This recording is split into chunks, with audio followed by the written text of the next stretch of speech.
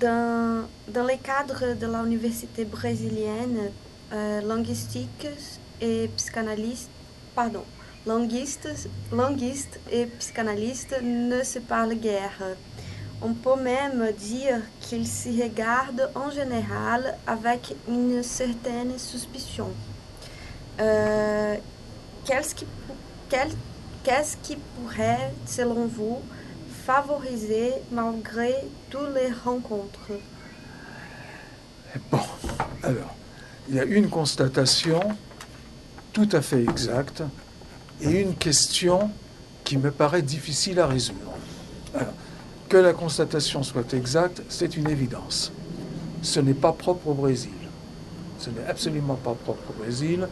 Partout, la communication entre les linguistes et les psychanalystes est pour le moins difficile. Pour ma part, j'ai eu peu de relations avec les linguistes, avec les psychanalystes, vraiment peu. J'ai même parfois eu des différents orageux, le terme orageux ne vous gêne pas, non? Voilà, des différents orageux avec certains psychanalystes, notamment André Gide, malheureusement décédé il y a quelques mois ou peut-être quelques petites années. Bon, pourquoi? Pourquoi? Eh bien, pour toutes sortes de raisons. La principale est que les euh, psychanalystes considèrent le langage comme le mode d'expression de pensées toutes faites. Hein. Ce qui les intéresse, c'est les pensées telles qu'elles sont manifestées par le récit de leurs patients. Ils ne s'interrogent pas du tout sur ce qu'il y a de profondément informé par le langage dans toute pensée. Vous voyez? Alors, évidemment, il y a un psychanalyste, ou plus précisément un groupe de psychanalystes qui fait exception, c'est naturellement l'illustrissime Jacques Lacan, mort il y a déjà beaucoup de temps, il est mort en 1981, bon, car lui pose, comme vous le savez certainement, que l'inconscient est structuré comme un langage. C'est l'une des constantes de son enseignement pendant, je dirais, une vingtaine d'années. Hein. Ça n'a pas commencé tout de suite, ça se manifeste, je crois, pour la première fois dans les années 50, dans le rapport de Rome. Ça se termine, ou ça, du moins ça s'efface à partir du moment où il donne dans une sorte de mathématisation formalisante de l'inconscient. Mais pendant une vingtaine d'années, il pose que l'inconscient est structuré comme un langage. Vous voyez? Alors, ce que je crois utile de dire, c'est que, à mes yeux, cette formule trouve au moins une part de son origine dans la pensée de Freud. Hein? Chez Freud, naturellement, rien d'aussi net n'est dit à propos des relations entre langage et inconscient. Mais l'intérêt de Freud se porte constamment sur les problèmes du langage. Hein. Par exemple, la psychopathologie de la vie quotidienne, hein, qui est l'un des premiers grands ouvrages de Freud, porte pour une très très large part sur des phénomènes de langage. Phénomènes, comment dire, apparemment exceptionnels, n'est-ce pas? Mais tout est exceptionnel dans le langage, n'est-ce pas? Bon, d'un autre côté, la, l'interprétation des rêves, qui date, lui, de 1899-1900. Vous voyez, on est tout à fait au début de la psychanalyse. Il faut se rappeler que la psychanalyse a trouvé son nom par les soins de Freud en 1896. Là, les dates sont sûres, hein, je les ai en tête. Vous pouvez les noter.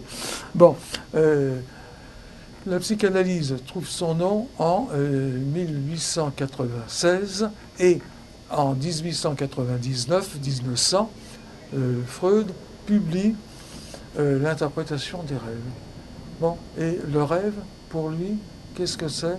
Eh bien, c'est la manifestation d'un système de signes, n'est-ce pas? d'un système de signes, il y a une sémiologie du rêve chez Freud. Vous voyez? Alors, bon, on pourrait prendre de quantité d'autres exemples, mais ces deux-là suffisent, n'est-ce pas, pour montrer que, bon, vous vous souvenez peut-être aussi que l'une des formules répétitives, redondantes de Lacan est « il n'y a pas de métalangage ». Formule qui, évidemment, est difficile à supporter pour un linguiste. Hein? Parce que dire qu'il n'y a pas de métalangage, c'est dire que la linguistique est impossible. Remarquez que Saussure dit presque la même chose. Hein? Il dit presque la même chose. Je n'entre pas dans les détails, ça nous mènerait trop loin, il faudrait avoir les textes sous la main, mais il va presque jusqu'à dire la même chose. Mais enfin, quoi qu'il en soit, c'est difficile à supporter pour les linguistes. Les linguistes ont tort de mal supporter ça, parce que le langage dont il est dit qu'il n'y a pas de métalangage, c'est le langage sur le modèle de quoi est structuré l'inconscient. Vous voyez? Et en quelque sorte, dire qu'il n'y a pas de métalangage n'empêche pas du tout de pratiquer le métadiscours. N'est-ce pas? Lorsque je dis ce mot-là est un nom, ça a l'air d'être du métalangage, mais en réalité, ce n'est guère qu'un métadiscours. Et du langage sur le modèle de quoi est structuré l'inconscient, il n'y a pas de métalangage. Alors vous voyez, bon, je reviens à votre question. Au Brésil, comme partout ailleurs, je crois bien, les relations entre linguistes et psychanalystes sont difficiles. Elles le sont partout. Pourquoi? Parce que, en quelque sorte, les psychanalystes regardent le langage avec une sorte de condescendance, n'est-ce pas? Comme s'il n'avait rien à voir avec les problèmes qu'ils se posent à tout instant.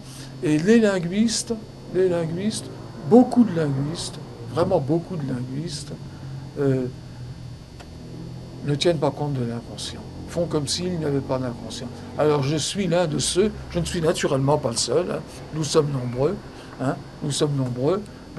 l'un des plus connus en France est Jean-Claude Milner, n'est-ce pas? Jean-Claude Milner, il y a naturellement quelques psychanalystes, il y a par exemple Jacques-Alain Miller, n'est-ce pas? Il y en a encore d'autres, n'est-ce pas? Qui continuent à travailler aujourd'hui dans ce domaine-là. Hein, domaine qui m'a retenu pendant, je dirais, une vingtaine d'années, que j'ai également abandonné. Vous voyez, j'ai abandonné la sémiotique, j'ai abandonné le problème des relations entre linguistique et psychanalyste. Je reviens maintenant, non pas à la sémiotique littéraire,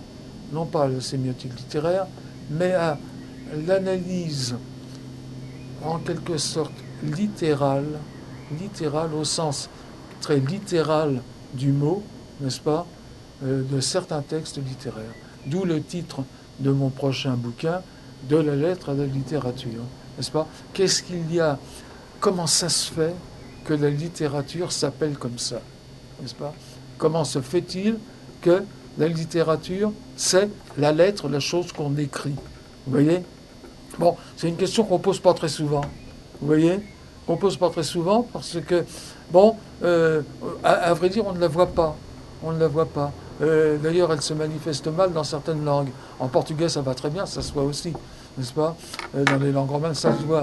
Mais dans certaines autres langues, ça ne se voit pas. Vous voyez? Bon, elles sont excusables de ne pas voir le problème. Mais nous qui sommes de langue romane, n'est-ce pas? Nous devrions être plus sensibles que nous le sommes à ce problème-là. Et alors, dans ce livre, j'examine d'une part un certain nombre de théories linguistiques et littéraires, et d'autre part un certain nombre d'œuvres littéraires. Voilà. Et alors j'allais ajouter, mais vous avez peut-être encore une autre question à me poser? Oui. Oui. Je voulais... Trois questions. On a encore 3 questions, mais si vous voulez le Allez-y, faire un non, peu plus allez-y, court, allez-y. Non, mais on ne allez-y. va pas pousser trop loin. Non, mais allez-y, je vous répondrai si j'ai quelque chose à vous répondre. Oui, et Oui. si vous Oui, oui. trouvez que c'est de trop, on Oui, peut oui, s'arrêter oui, aussi. oui, oui. Ok. Comment voyez-vous l'état de la linguistique en ce début du XXIe siècle? Croyez-vous que le programme saussurien pour la science des langues et du langage aura été, au cours du siècle écoulé, pleinement accompli? Sinon, y a-t-il pour un linguiste en 2015 des raisons d'être optimiste? Non. Si vous voulez, l'héritage de Saussure a connu, je crois, l'essentiel de son utilisation pendant le XXe siècle. C'est pendant le XXe siècle que se sont développées un grand nombre de théories linguistiques, puis de théories sémiotiques, qui trouvaient l'une de leurs origines, sans doute la plus importante de leurs origines, dans les théories saussuriennes. Depuis, disons, en très gros, le début du XXIe siècle, j'ai l'impression que ça commence à s'atténuer. Naturellement, Saussure continue à être lu. Saussure continue à être lu, mais il continue à être lu, j'allais dire, presque comme, là je vais oser quelque chose qui va peut-être vous étonner, presque comme un auteur de fiction. Vous voyez, hein, presque, on lui consacre des biographies, par exemple. Hein. C'est assez rare qu'on consacre une biographie à un linguiste. Or, on vient de consacrer 2 biographies à Saussure. On publie ses lettres. On publie ses lettres, j'entends, ses lettres assez intimes. Vous voyez, comme on fait pour un écrivain. C'est-à-dire que l'intérêt pour Saussure s'est déplacé, hein, continue à avoir certes un intérêt théorique, mais, me semble-t-il, a cessé d'influencer directement la pratique des linguistes.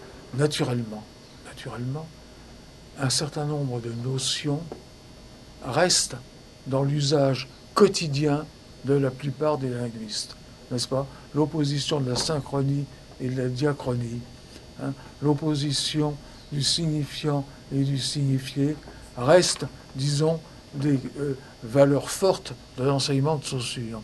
Mais la spécificité même de la théorie saussurienne, me semble-t-il, n'est pas aujourd'hui ce qu'il y a de plus déterminant. Il faut ajouter que en France, en Europe, et j'imagine bien au Brésil, quoique je connaisse moins bien la situation, la linguistique se diversifie en un nombre considérable de sous-disciplines qui se subdivisent elles-mêmes en un nombre à chaque fois considérable d'écoles, de groupuscules différents. Vous voyez, tout ça donne des travaux en eux-mêmes extrêmement intéressants. Hein, je ne dis pas que c'est mauvais. Je ne dis pas du tout que ces travaux sont mauvais. Ils sont le plus souvent extrêmement intéressants. Quand il m'arrive de jeter un coup d'œil sur certains de ces travaux, notamment ceux qui prennent en compte de grands corpus, n'est-ce pas? L'avantage de la disponibilité de ces grands corpus est évidente, parce qu'elle permet de parler de façon, autorisée d'un certain nombre de phénomènes dont on n'avait qu'une petite idée avec des dépouillements manuels. Bon, tout ça est extrêmement intéressant.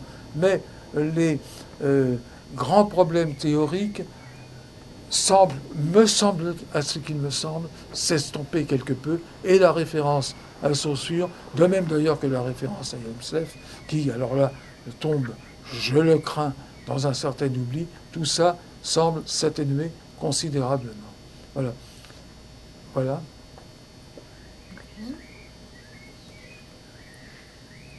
C'est moi?